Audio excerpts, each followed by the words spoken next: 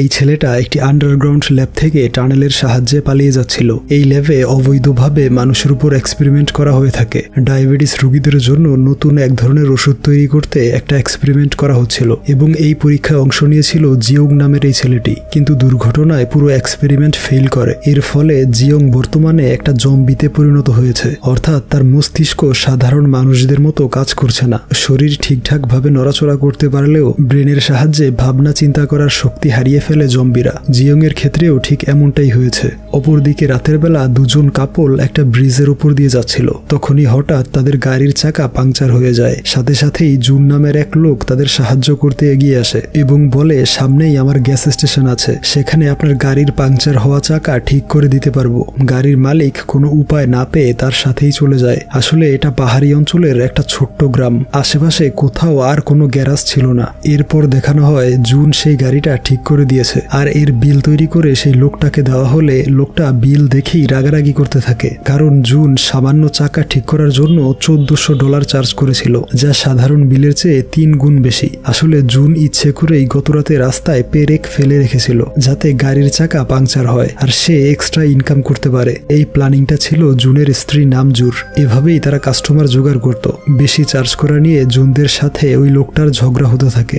অপরদিকে জুনের ছোট বোন হাইউনকে দেখানো হয় সে গ্যাস স্টেশনের গ্যারাজ পরিষ্কার করছিল। জুনের সাথে ওই লোকটার ঝগড়ার মাঝখানেই সে গ্যারাজ থেকে বাহিরে বের হয়। জুন তাকে দেখে জিজ্ঞেস করে, তুমি কি ভালোভাবে পরিষ্কার করেছো? হাইউন উত্তরে হ্যাঁ বলে। তার হাতে একটা ছোট্ট কোদাল দেখে সেই লোকটা ধরে নেয় হাইউন কোনো কাস্টমারকে ওই গ্যারাজের নিয়ে হত্যা করেছে। আসলে হাইউন একটু গম্ভীর ভাব নিয়ে দাঁড়িয়ে থাকায় তাকে অনেকটা সাইকোদের মতো লাগছিল। তাই লোকটা এবার ভয়ে আর ঝগড়া করে না, বরং পুরো পেমেন্ট পরিশোধ করে দ্রুত সেখান থেকে চলে যায়।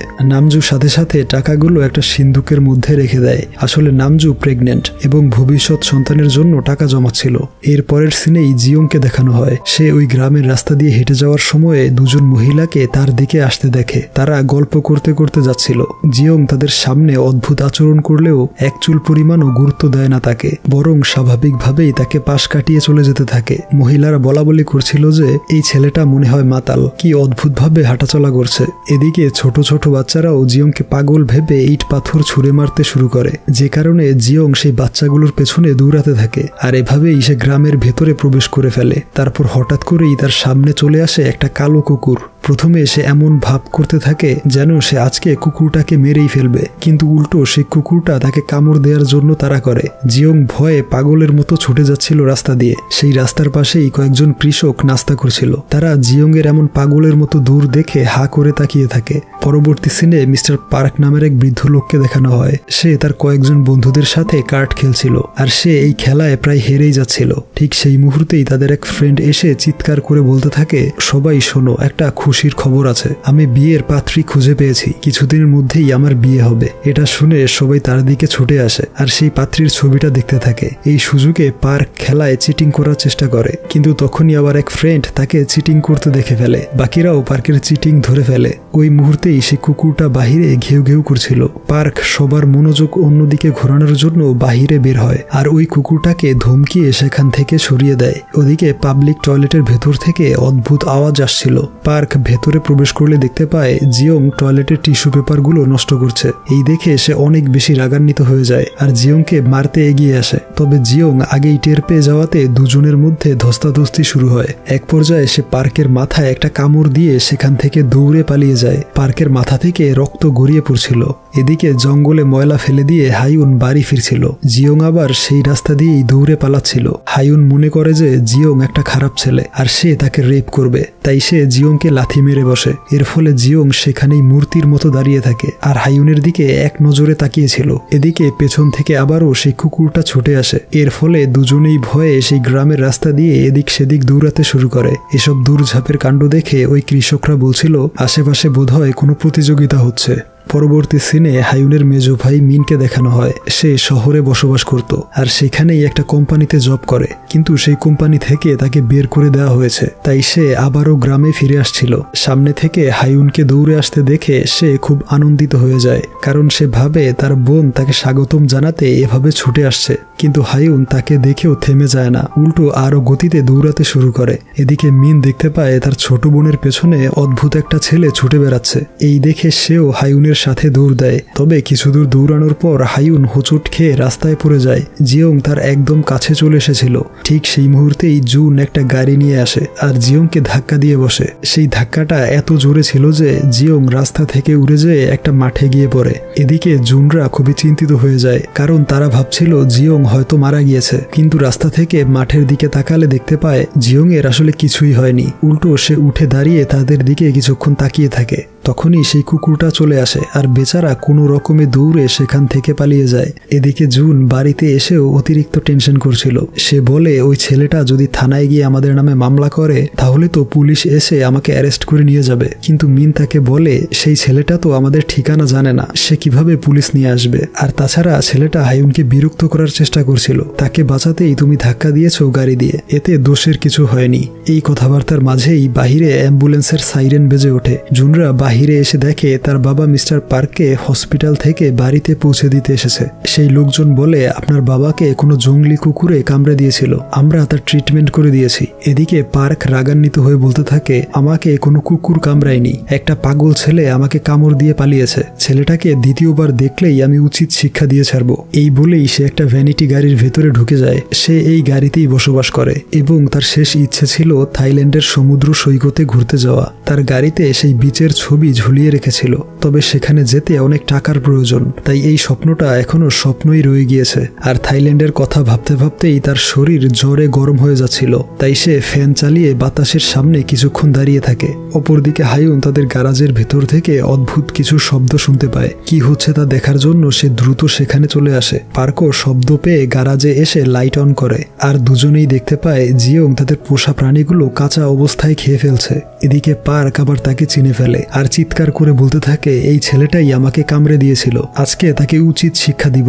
এই বলে সে জিয়ংকে আক্রমণ করতে এগিয়ে যায়। পরিস্থিতি ভালো না তা বুঝতে পেরে হায়ুন দ্রুত বাড়িতে এসে তার ভাইদের ঘুম থেকে উঠায়। জুন দৌড়ে এসে দেখে তার বাবা আর জিয়ং মারপিট করছে। এই দেখে তার মাথা কাজ করে না আর জিয়ংকে থামানোর জন্য উড়ে গিয়ে লাথি মারে। এর ফলে দেয়ালে লাগানো একটি রডের সাথে জিয়ং আটকে যায় আর সেখানেই স্থির হয়ে দাঁড়িয়ে থাকে। মিন এসে এই দৃশ্য দেখে আটকে ওঠে আর জুনকে বলে এত জোরে লাথি মারার কি দরকার ছিল, ছেলেটা মারা গিয়েছে মনে হয়, এখন তোমাকে জেলে যেতে হবে। জুন বলতে থাকে আমি তো বাবাকে সেভ করার জন্য তাকে লাথি মেরেছিলাম, এমনটা হবে তা বুঝতে পারিনি। এদিকে জিয়ং হঠাৎ করেই আবারও জেগে ওঠে। এই দৃশ্য দেখে জুনরা অনেক বেশি ভয় পেয়ে যায়। কোনো রকমে তারা সবাই গ্যারেজ থেকে বের হয়ে জিয়ংকে ভেতরেই আটকে দেয়। তারা ভাবছিল জিয়ং একটা ভূত আর সে প্রতিশোধ নিতে এখানে এসেছে, কারণ এত আঘাত পাওয়ার পরেও কারো পক্ষে বেঁচে থাকা সম্ভব নয়। কিন্তু তখনই আবার মিন বলে ওঠে আমি বুঝতে পেরেছি এই ছেলেটা এমন হয়েছে কিভাবে, সে একটা জম্বি। সে মোবাইলে ট্রেন টু বুসান মুভির সিন দেখিয়ে বোঝাতে থাকে জম্বিরা আসলে কেমন।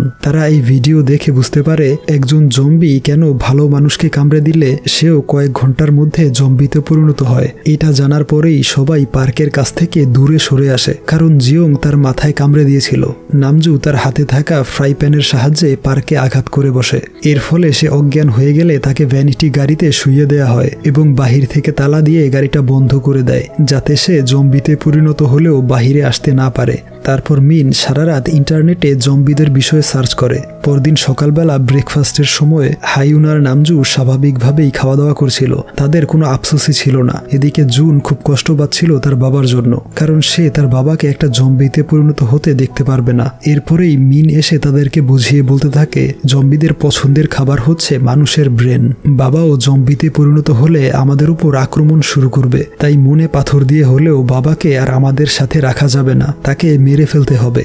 অপরদিকে পার্কের শরীর গরম হয়ে তার ঘাম বের হচ্ছে। সে উঠে দাঁড়ায় এবং সে গাড়ির জানালা দিয়ে বাহিরে বের হয়ে আসে, তবে সে অদ্ভুত আচরণ করছিল না। এদিকে জুন এবং মিন ঝগড়া করছিল তাদের বাবাকে নিয়ে। মিন বলে আমাদের হাতে আর কোনো উপায় নেই, বাবাকে বাঁচিয়ে রাখলেই বিপদ বাড়বে। এই ঝগড়ার মধ্যেই পার্ক ঘরে চলে আসে আর চুপ করে ডাইনিং টেবিলে বসে পড়ে। নামজু আবার ফ্রাই প্যান নিয়ে নেয় তার হাতে। পার্ক কিছু করলেই অ্যাটাক করবে সে। এদিকে পার্ক হাঁচি দেওয়ার জন্য বড় করে তার মুখ খুললে মিন একটা কাচের গ্লাস দিয়ে তার মাথায় আঘাত করে। অপরদিকে জুন রাগান্বিত হয়ে মিনকে বকাঝকা দিয়ে বাড়ি থেকে বের করে দেয়।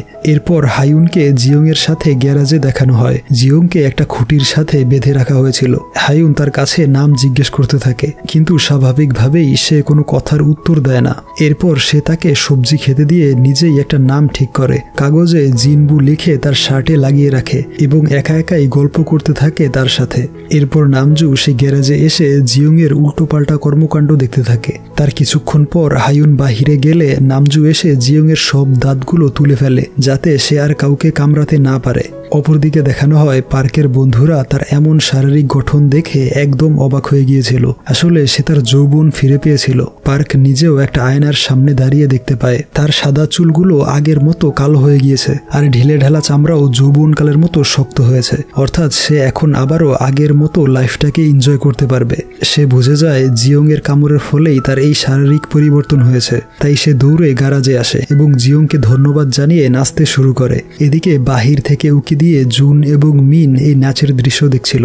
মিন বলে, দেখো, জম্বি ভাইরাসটা মনে হয় বাবার ব্রেনে চলে গিয়েছে, তাই সে এমন পাগলের মতো নাচ গান করছে। পরবর্তী সিনে পার্কের সেই বন্ধুকে দেখানো হয় যার কয়েকদিন পরেই বিয়ে হবার কথা। তার নাম হচ্ছে সিও। সে এসে পার্কে রিকোয়েস্ট করে বলে, তুমি যেভাবে যুবক বয়সে ফিরে গিয়েছো, আমাকেও ঠিক একইভাবে যৌবনকালে ফিরে যেতে সাহায্য করো। তোমার যদি টাকার প্রয়োজন হয় আমি দিব, এমনকি থাইল্যান্ডে যাওয়ার টিকিটও কিনে দেব। পার্ক ভাবনা চিন্তা করে দেখে এই সুযোগটা তাকে কাজে লাগাতে হবে। সে সিওকে বলে, আমি তোমাকে সিক্রেটটা বলবো। এরপর তারা কথাবার্তা বলতে থাকে। এদিকে মিন আড়াল থেকে তাদের কথাবার্তা শুনে ফেলে আর সেও জানতে পারে জিয়ং কোনো বৃদ্ধ লোককে কামড় দিলে সেই লোকটা ইয়ং বয়সে ফেরত চলে যায়। তারপরেই দেখানো হয় থাইল্যান্ডে যাওয়ার জন্য পার্ক তার ব্যাগপত্র গোছাতে শুরু করেছে। তখনই তার সব বন্ধুরা টাকা পয়সা নিয়ে হাজির হয় আর তাকে রিকোয়েস্ট করে বলতে থাকে, আমরাও যৌবনকালে ফিরে যেতে চাই, আমাদেরকেও সাহায্য করো। পার্ক কোনো উপায় না পেয়ে তাদেরকেও হেল্প করার সিদ্ধান্ত নেয় এবং তাদের গ্যারেজে নিয়ে আসে। তবে সে গ্যারেজে ঢুকতেই দেখতে পায় জিয়ং সেই খুঁটির সাথে বাধা নেই। আসলে একটু আগে মিন তাকে ছাড়িয়ে সাথে করে নিয়ে গিয়েছে। মিন তার এক বন্ধুর সাথে ফোনে কথা বলছিল। তার প্ল্যান ছিল শহরে গিয়ে জিয়ংয়ের মাধ্যমে টাকা কামানো, কারণ তারা সবাই জিয়ংকে এখন মেশিনের মতো ব্যবহার করছে, যার কাজ হচ্ছে মানুষদেরকে বৃদ্ধ থেকে যুবকে পরিণত করা। তবে সে একটু বেশি উত্তেজনায় গাড়িটা অতিরিক্ত গতিতে চালাচ্ছিল, ফলে দুজন ট্রাফিক পুলিশ তাকে জরিমানা করতে আসে। তবে মিনের ভাগ্য ভালো যে সেই ট্রাফিক পুলিশদের একজন ছিল তার ছোটবেলার বন্ধু চই। সে তার সাথে কিছুক্ষণ গল্প করে, এরপর তাকে জরিমানা না করেই ছেড়ে দেয়। কিন্তু দ্বিতীয় পুলিশ অফিসার গাড়ির পেছনে রাখা একটি বক্স থেকে মানুষের আওয়াজ শুনতে পায় আর চেক করার জন্য সেটা খুলতেই অবাক হয়ে যায়, কারণ সেই বক্সের মধ্যেই জিয়ংকে হাত পা বেঁধে আটকে রাখা হয়েছিল। এই অপরাধে মিনকে থানায় নিয়ে আসে অফিসাররা। সিনিয়র একজন পুলিশ এসে জিয়ংয়ের বাঁধন খুলে দেয়। দেখে তার একটাও দাঁত অবশিষ্ট নেই এবং তার দেহটাও স্বাভাবিক মনে হচ্ছিল না। তাই সেই অফিসার মিনকে সন্দেহ করে যে সে জিয়ংকে টর্চার করেছে। এই নিয়ে তর্ক হচ্ছিল। তখনই আবার মিস্টার পার্ক থানায় হাজির হয় আর জিয়ংকে তার ছেলের পরিচয় দিয়ে থানা থেকে ছাড়িয়ে নিয়ে যায়। কিন্তু জিয়ং চলে আসার সময়ে একজন তার হাতের ছাপ কালেক্ট করে নেয়। এরপর দেখানো হয় জিয়ংকে আবারও সেই গ্যারাজে রাখা হয়েছে। হায়ুন তার কাছে গিয়ে একটা সবজি খেতে দেয়, কিন্তু জিয়ং সেটা হাতে নিয়েই বসেছিল। তাই হায়ুন সেই সবজিতে টমেটো সস লাগিয়ে দেয়। জিয়ং সবজিতে কামড় বসায় ঠিকই, কিন্তু ভালোভাবে খেতে পারছিল না। হায়ুন লক্ষ্য করে দেখে তার সবগুলো দাঁত উঠিয়ে নেওয়া হয়েছে। এটা দেখেই তার মাথা গরম হয়ে যায়। আসলে সে এই কিউট জম্বিটাকে ধীরে ধীরে পছন্দ করতে শুরু করেছে। ওইদিকে বাহিরে তখন পার্ক তার ছেলেদের সাথে যুবক হওয়ার সিক্রেট শেয়ার করে আর বলে, ওই জম্বিটার সাহায্যে টাকা কামিয়ে আমি থাইল্যান্ডে ঘুরতে যাব, তোমরা এতে বাধা দিতে পারবে না। সবাই অবশ্য তার কথায় রাজি হয়। মিন বলে, বাবার কাজ হয়ে গেলে আমি জম্বিটাকে নিয়ে যাব। এছাড়া জুনরাও টাকা ইনকাম করে গ্যাস স্টেশনটাকে আরো উন্নত করতে পারবে, সবকিছু একদম পারফেক্ট হয়ে যাবে। ঠিক সেই মুহূর্তেই হায়ুন এসে রাগ দেখিয়ে বলে, জিংবুর দাঁতগুলো কে নষ্ট করেছে? এই কথা শুনেই পার্কের মাথায় আকাশ ভেঙে পড়ে, কারণ জিয়ং কামড় না দিলে বৃদ্ধরা যুবক হতে পারবে না। এদিকে সেই বৃদ্ধ লোকগুলো চলে এসেছিল যুবক হতে। পার্ক দ্রুত একটা আইডিয়া বের করে। সে তার এক বন্ধুর কাছ থেকে নকল দাঁত নিয়ে এসে সেগুলো জিয়ং এর মুখে লাগিয়ে দেয়। এরপর জিয়ংকে একটা রুমের ভেতরে বসানো হয় আর সেই বৃদ্ধ লোকগুলোকে বাহিরে দাঁড় করিয়ে পার্ক বলে, তোমরা সবাই লাইন ধরে এখানে দাঁড়িয়ে যাও। এই ছিদ্র দিয়ে তোমাদের হাত ভেতরে ঢুকাতে হবে। প্রথমে একটু ব্যথা পাবে, কিন্তু এরপরেই তোমাদের শরীর পরিবর্তন হয়ে যুবক ছেলেদের মতো হয়ে যাবে। সবাই খুব ভয় পাচ্ছিল, তবে সব থেকে বৃদ্ধ লোকটা কামড় খেতে রাজি রাজি হয়, কিন্তু সে আবার অনেক ধীর গতিতে চলে। এতক্ষণ অপেক্ষা করলে অনেকটা দেরি হয়ে যাবে, তাই সিও নিজেই তার হাত বাড়িয়ে দেয় জিওং এর দিকে, কিন্তু জিওং তবুও কামড় দিচ্ছিল না। নামজু বুদ্ধি করে হাতের উপর টমেটো সস লাগিয়ে দেয়। এই দেখে জিওং মজা করে সেই হাতের উপর কামড় বসায়, আর এই সিন দেখে বাকিরা সবাই ভয়ে সেখান থেকে পালিয়ে যায়। কিন্তু সব থেকে বৃদ্ধ লোকটা যুবক হওয়ার জন্য একদম মরিয়া হয়েছিল। সে তার হাত ওই ছিদ্র দিয়ে ঢুকিয়ে দেয়। এটা দেখে সবার সাহস বৃদ্ধি পায় এবং তারপরেই এক এক করে সবাই জিওং এর কামড় খেতে থাকে, আর তারাও বেশ ভালো পরিমাণে টাকা ইনকাম করে ফেলে। টাকাগুলো নামজু তার ওই সিন্দুকের মধ্যে রেখে দেয়। এর পরদিন সকালবেলা পার্কের সব বন্ধুরা যুবক হয়ে গ্রামে দৌড়াদৌড়ি করছিল। তাদের আনন্দের সীমা ছিল না। যৌবনকালের শক্তি আর যশ পেয়ে সবাই অনেক খুশি ছিল। এদিকে আবার নামজু তার ওই সিন্দুক খুলে দেখে একটা টাকাও সেখানে নেই। আসলে পার্ক সব টাকা চুরি করে থাইল্যান্ড ঘুরতে চলে গিয়েছে। এর ফলে জুনরা খুবই হতাশ হয়ে পড়ে, আর মিন এই সুযোগে জিওংকে আবারও কিডন্যাপ করে নিয়ে যাওয়ার প্ল্যান করে। সে জিওংকে নিয়ে গ্যারেজ থেকে বের হতে যাবে, তখনই নামজু এসে তাকে ধরে ফেলে। অপরদিকে সেই বৃদ্ধ লোকগুলো তাদের ছেলেদের কাছে গিয়ে সবকিছু খুলে বলে। তারাও জানতে পারে টাকার বিনিময়ে পার্কের ফ্যামিলি এই কাজ করে বেড়াচ্ছে, তাই সবাই পার্কের বাড়ির দিকে রওনা হয়। তাদের দেখে মনে হচ্ছিল তারা খুব রাগান্বিত। এদিকে আবার হাইউন একটা সবজির খেতে নিয়ে আসে জিওংকে, আর জিওং সেখানে মন খুলে সবজি খেতে থাকে। হাইউন তার এই কিউটনেস দেখে মুগ্ধ হয়ে তাকিয়েছিল। সে তাকে কথা শেখানোর ট্রাই করে, কিন্তু জিওং তার কথায় মনোযোগ না দিয়ে শুধু খেয়েই যাচ্ছিল। তাই হাইউন সবজি নিয়ে দৌড়াতে শুরু করে। জিওংও তার পেছনে ছুটতে থাকে। এক পর্যায়ে দুজন হোঁচট খেয়ে পড়ে যায়। এর ফলে রোমান্টিক একটা পরিবেশ তৈরি হয়। তখনই জুন এসে জিওংকে লাথি মেরে সরিয়ে দেয়। সে ভাবছিল জিওং আবারও তার ছোট বোনকে বিরক্ত করছে। তখনই হঠাৎ হাইউন দেখতে পায় গ্রামের সবাই রাগান্বিত হয়ে তাদের বাড়ির দিকে যাচ্ছে। এই দেখে জুন সোজা বাড়ির দিকে দৌড়ে আসতে থাকে। মিন আর নামজুও সেই লোকগুলোকে দেখে ঘরের ভেতর দৌড়ে চলে আসে। তারপর সবাই দরজা জানালা লাগিয়ে চুপ করে বসে থাকে। এদিকে সেই লোকগুলো তাদেরকে বলছিল, তোমরা সবাই কোথায়? এদিকে মিন তার ভাইকে বলতে থাকে, আজকে এরা আমাদের মেরেই ফেলবে। তখনই সিও এসে তাদের বললে, আমি তোমাদের জন্য নতুন কাস্টমার নিয়ে এসেছি, জলদি বাহিরে আসো। আসলে এরা রাগান্বিত হয়ে আসেনি, বরং এরাও এখন শক্তিশালী আর যুবক হতে চায়। এই কথা শুনেই মিন জানালা খুলে বাহিরে আসে আর সবাইকে লাইন ধরে দাঁড়িয়ে যেতে বলে। তারপর এক এক করে সবাই জিওং এর কাছ থেকে কামড় খাচ্ছিল। দিন দিন তাদের কাস্টমারের সংখ্যা বেড়েই যাচ্ছিল। এমনকি পাশের গ্রাম থেকেও মানুষজন ছুটে আসছিল যুবক হওয়ার জন্য। আর নামজুর সেই সিন্দুক আবারও টাকার বান্ডেল দিয়ে ভর্তি হয়ে যায়। তাদের আর্থিক অবস্থা আগের চেয়ে বেশ ভালো হয়ে গিয়েছে। হাইউন আর জুন মিলে তাদের বাবার সেই গাড়িটাকে গ্যারাজে নিয়ে আসে এবং সেখানেই জিওংকে থাকার জায়গা করে দেয়। আর মিন নতুন এক জোড়া নকল দাঁত নিয়ে আসে, আর সেই দাঁত দিয়ে জিওং আরো মজা করে সবজি খেতে পারছিল।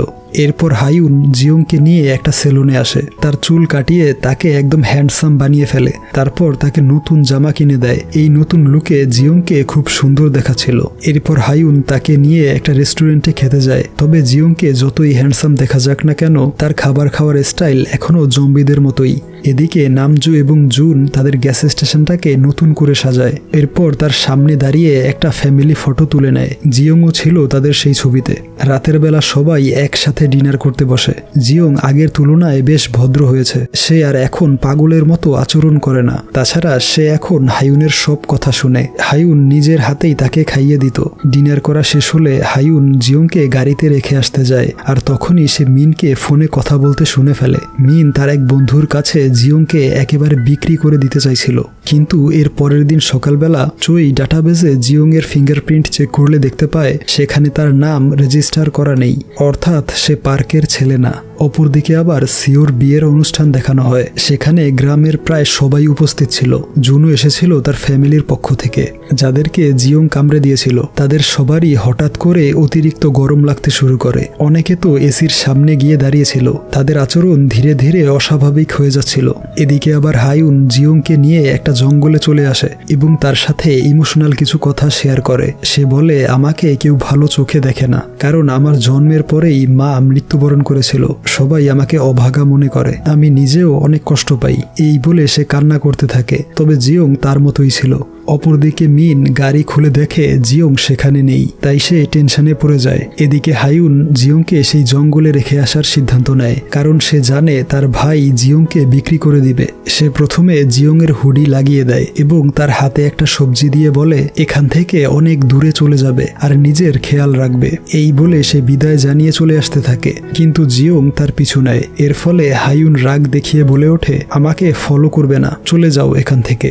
এদিকে মিন চারদিকে পাগলের মতো জিয়ংকে খুঁজে বেড়াচ্ছিল। এভাবে খুঁজতে খুঁজতে সেও জঙ্গলের দিকে চলে আসে। জিয়ংকে সেখানে দাঁড়িয়ে থাকতে দেখে তাকে নিয়ে বাস স্টেশনে চলে যায়। চেয়ারে জিয়ংকে বসিয়ে রেখে মিন টিকিট কিনতে ভিতরে যায়। অপরদিকে সেই বিয়ের অনুষ্ঠান দেখানো হয়। একে অপরকে কামড়ে দিয়ে রক্তাক্ত করে ফেলেছিল। এভাবে ধীরে ধীরে শহরের সবাই এক এক করে জম্বিতে পরিণত হয়। মিনও টিকিট কেটে বাহিরে আসলে দেখে সবাই জম্বিতে পরিণত হয়ে গিয়েছে, একে অপরকে কামড়ে আহত করে ফেলছে। এই দেখে সে জিয়ংকে সেখানেই রেখে পালিয়ে যায়। হায়ুন তখন জিয়ংয়ের গাড়িতে মন খারাপ করে শুয়েছিল। সেখানেও একটা জম্বি চলে আসলে হায়ুন দৌড়ে জুন এবং তার ভাবির কাছে চলে আসে। সেই জম্বিটা তাদের দিকে ছুটে আসলে নামজু তাকে আঘাত করে মাটিতে শুইয়ে দেয়। তখনই আবার অফিসার চই সেখানে হাজির হয় আর তাদের দিকে গান পয়েন্ট করে রাখে, কারণ সে জেনে ফেলেছে তাদের কারণেই এই অবস্থা হয়েছে পুরো গ্রামে। কিন্তু চইয়েরও শেষ রক্ষা হয় না। পেছন থেকে এসে একটা জম্বি তাকে কামড়ে দেয় আর এরপরেই আরো একটা জম্বি তাদের দিকে আসতে শুরু করে।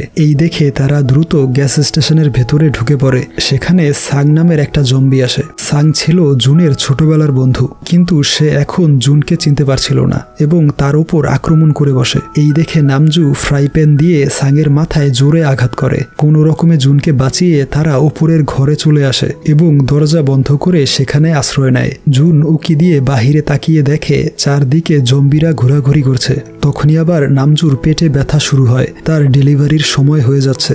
এরপর হায়ুন একটা ডায়েরি নিয়ে আসে। এই ডায়েরিটা আসলে ইন্টারনেটে ঘেটে মিন তৈরি করেছিল। তারপর তারা মোটা আর শক্ত জামা কাপড় পরে নেয়, যাতে জম্বিরা কামড় দিলেও তেমন ক্ষতি না হয়। এছাড়া ঘরের হাড়ি পাতিলগুলো দিয়ে তারা হেলমেট তৈরি করে। এখন তারা মোটামুটি প্রস্তুত জম্বিদের সাথে লড়াই করতে।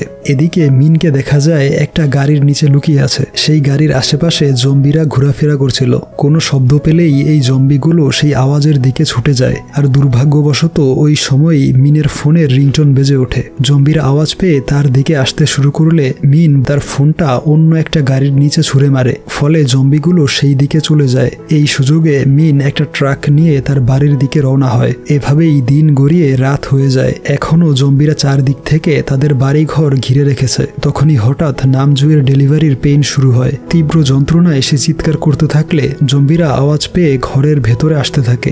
এখন তাদেরকে এই ঘর ছেড়ে বের হতে হবে। জুন আর হায়ুন জানালা দিয়ে ঘর থেকে বের হয়, কিন্তু নামজুর সেই টাকার সিন্দুকের কথা মনে পড়লে সে আবার ফিরে আসে ঘরের ভেতরে। আর তখনই কয়েকটা জম্বি তাকে ঘিরে ধরে, তবে সে কোনো রকমে ফাইট করে তাদের কাছ থেকে রক্ষা পায়। তারপর ছাদ দিয়ে হেঁটে তারা গ্যারাজের উপরে চলে আসে। ঠিক সেই মুহূর্তেই মিন ট্রাক নিয়ে চলে আসে। জম্বিদের মনোযোগ তার দিকে আকর্ষিত হয়। তারপর দেখা যায় সে আতশবাজি ফুটিয়ে জম্বিদের মেরে ফেলার চেষ্টা করছে। এদিকে জুন চিৎকার করে বলতে থাকে এটা গ্যাস স্টেশন, সবকিছু ব্লাস্ট হয়ে যাবে। এই শুনে মিন থেমে যায়। তবে এতক্ষণে কয়েকটা আতশবাজিতে আগুন ধরে যায়। সেগুলো আকাশে গিয়ে ব্লাস্ট হতে থাকে। এর ফলে আশেপাশের যত জম্বি ছিল সব তাদের দিকে আসতে শুরু করে। জিয়ংও এই আতশবাজিকে ফলো করে সেদিকে আসছিল। এদিকে আবার নামজুর ডেলিভারির পেইন বেড়েই যাচ্ছিল। তাকে দ্রুত হসপিটালে নিতে হবে। মিন একটা আইডিয়া বের করে। সে জিয়ং এর পুরনো জামা কাপড় এনে দেয় জুনের কাছে আর এগুলো পরে বাহিরে যেতে বলে।